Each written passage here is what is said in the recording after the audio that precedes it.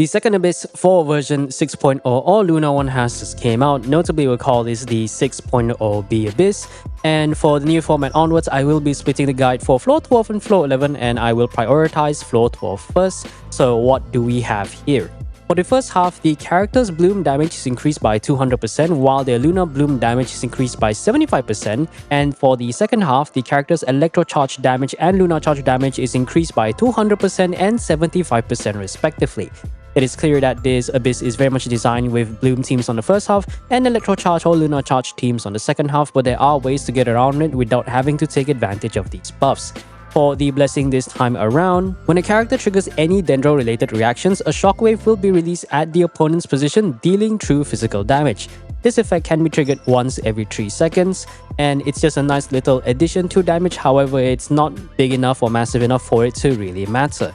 So we start off with Chamber 1. The first wave, there will be a single Hydro Eidolon or Hydro Phantasm. It is immune to Hydro, however, because it is permanently Hydro infused, you can take advantage of applying free Hydro reactions, such as Vaporize for the damage bonus. However, an extra note here is that it will be immune to Frozen whenever it does enter the buff state, but that's just a very small thing for you to consider. After you kill him, the second wave will be a single specialist mech. It's just the regular one. There is the Arca mechanic where you can remove its elemental ability or elemental attacks by applying any Arca twice, regardless whether it's Numa or Uja. However, it's a very much optional mechanic and you don't gain any real advantage from playing so. And lastly, the third wave is the Radiant Antelope, the newest enemies from Nordcry. It does have 50% electro resistance, and it's basically the same family tree as the Radial Moonfly from the previous Abyss. Once its health is about 50% or like low and so, it will release a special move that does a blast, which causes your active character to lose 10% max HP, 10% less crit rate, 10% less damage bonus, and 10% healing bonus. In order to remove this debuff, you have to heal your characters to the max HP in order to gain 15% crit rate and 50% damage bonus as a buff. But otherwise, there's no notable mechanic here. The debuff itself is very minimal if your characters are super cracked. You can kind of try to bring any Electro DPS teams, and I have tried testing Cloran a little bit. However, due to the restrictions and my Cloran being not really that great, the Electro resistance has proven to be quite an annoying thing to have due to the minimal damage that my Cloran did. But otherwise, there's no notable mechanic. You don't have to play around the whole healing thing. Just make sure your team does enough damage, and we move on to the second half. So the second half, we do have the new Nordcry local legend, Sigurd, the Lightkeeper himself. He does have 2 phases, notably the human phase and the wild hunt phase. So the red health bar is what I call the human health bar or the first HP bar. If you deplete this HP bar, it will make him enter the wild hunt phase. And whenever you do damage to him while this regular red HP bar is gone, it will build up his death bar, which will limit his max HP. You have to completely deplete the death bar in order to properly kill him. If your team does comprise of 1 or 2 Nordcry units, his death bar will be reduced with an additional 65% for 1 Nordcry, 90% for 2 Nordcry units based on the damage dealt by whichever unit that does it. If you trigger things like Luna Bloom or Luna Charge, you will basically push him to enter that death state immediately, thus adding up the death bar automatically. You also do gain additional bonuses for making him die faster, so whatever Inefa, Flint's team or Luna Bloom teams with Lama will have a massive advantage here, and future will be Nefair. After you deplete the first health bar, it will enter the second phase and summon a bunch of Wild Hunt Exiles. It will also heal to max HP quite a little bit afterwards, and give it a bit of time, I think like 15 to 20 seconds. He does a move where he summons the lantern up in the air and says a bunch of stuff, and if you let him execute the move, he will heal his health based on the remaining HP of the Wild Hunt Exiles.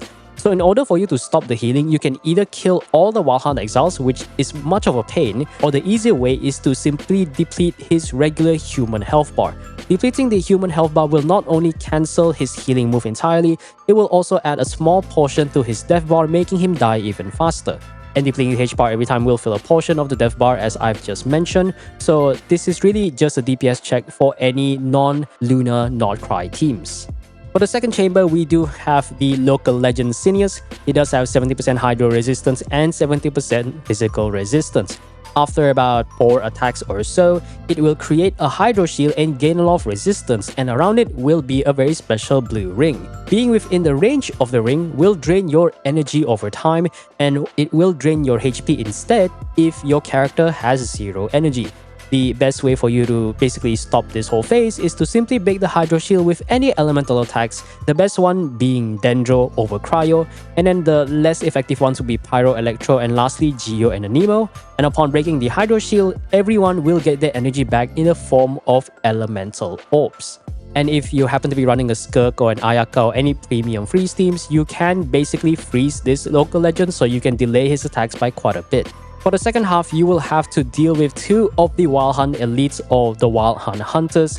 The Wild Hunt enemies in general have the dual health bar here, and I already showed a little display here. You have the regular HP bar indicated by the red color, and of course the death bar. If you're familiar with the mechanics for the local legend known as Sigurd, they basically work the same way, although I would feel like this guy feels much more tankier because he's less forgiving compared to Sigurd. He has 2 HP bars, regular and death bar. Deplete the death bar in order to truly kill it.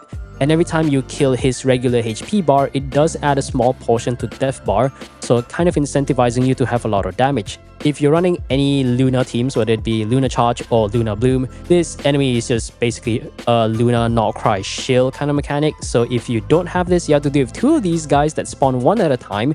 And on top of that, you will require an absurd amount of DPS. So make sure if you want to get 3 stars on this particular chamber, you want to have a team on the first half to kill Cineas as fast as you can humanly possible. So that, let's say you spend 30 to 40 seconds on Cineas, at the very least you can spend the next 2 minutes to kill this chamber alone. And I personally cut it quite close because I tested a few teams, even with Varesa overloaded, it still took at least like 1.5 to close to 2 minutes to deal with this chamber alone. So if you don't have any Not Cry teams, then, well, I just hope you have a very good investment on the first half and a decent investment on this particular chamber. For the final chamber on the first half, we do have the Battle-Scarred Rock Crab, or rather both local legends making their appearance in the Abyss. However, granted, compared to the Stygian Onslaught variant, this HP bar that they have is comparable to the Menacing variant. So the mechanic is quite simple. It starts, appearing, it flies in the air temporarily, generates a shield, and spawns a bunch of Hermit Seeds. You want to deal bloom damage to all these Hermit Seeds to make it home in towards the crab and break the boss's shield. You will need a total of 6 converted seeds in order to bring him down completely. Activated seeds will deal 500% of the bloom damage dealt to it in order to activate it, so that's how the damage calculation works. If you are running a Dendro team, I would highly recommend prioritizing activating the Hermit Seeds over doing damage to the crab because it does more damage than a regular bloom. However, if you just kind of off-brain it, it doesn't really matter too much because you're going to be doing a fair share of Hyper Bloom damage as well as the Hermit Seed damage. So I've seen a few videos and it is very much possible to brute force the crab without bloom. However, this does require an extremely super invested or premium team such as the Skirk Premium Freeze. And another thing I would like to mention is that it is possible to, apply bloom and bring down his shield without having to bring a Hydro unit. As a video that I watched from Tactical Noob, credits to him, I tried my own variant Mono Pyro with Alakino. It's a bit hard to execute, so this is basically how it goes. Whenever it goes up in the air, you want to watch for its animations, and then when it starts shooting the seeds, you want to go slightly downwards, and the distance you can basically retry until you get the right catch. Make sure you get your Kazuha or Sucrose to be hit by the seeds, because getting hit with the seeds will apply Hydro to your character. And then once either Kazuha or Sucrose has, let's say, Hydro on them, what you want to do is use their Elemental Burst. Make sure the burst absorbs the Hydro, and then you apply Dendro to all the 6 Hermit Seeds that it initially spawns. This allows you to basically bypass the need to bring a Hydro unit so that your damage can actually be quite decent. Now, if you kind of want to brute force the whole thing, just keep in mind he takes about, I think, 35 seconds in the air, or you can just watch for his animations. So that way you can use your elemental skills, get all your energy back, and try to time your abilities right before he blows up every single one of them. But this advice is only applicable for anyone who doesn't want to play around the mechanic. And for the final chamber, we do have the Battle-Scarred Fireblade Trooper. However, this is the Menacing variant in Stygian Onslaught compared to Fearless, so he's definitely not going to be as punishing. He has about 4.7 million HP and definitely much less resistance to Electro. At the start, he will create 3 layers of shield, each of it is about 6% of the max HP. The shield will take increased Electro Charge damage by 600% and 60% to Luna Charge damage. This will also slow down the shield's self-repair mechanic, giving you more window to basically do less damage and break it faster. From my testing based on Onslaught, you'll probably have about 35 to 40 seconds to break all shield layers before it summons the Lightning. However, unlike the Fearless variant will summon about 8 to 9 lightning, which virtually one-shots your character, but this variant will only summon 2 to 3, so you don't really have to play around the mechanic as long as you can somehow iframe these special lightnings. Every time you break each layer of shield, he will lose about 6% of his HP and generate elemental orbs, notably electro ones. It'll be 18 electro, but 6 for other elements. He reactivates his shield about every 1 minute or so you can play around the mechanic to stagger him to delay the shield reactivation or use Frozen to put him in place. And as I mentioned, Electro Charge or Lunar Charge is not necessary with this team. As long as you run a team that does enough damage, it should be very doable for you to actually clear the shield without requiring to play around the mechanics.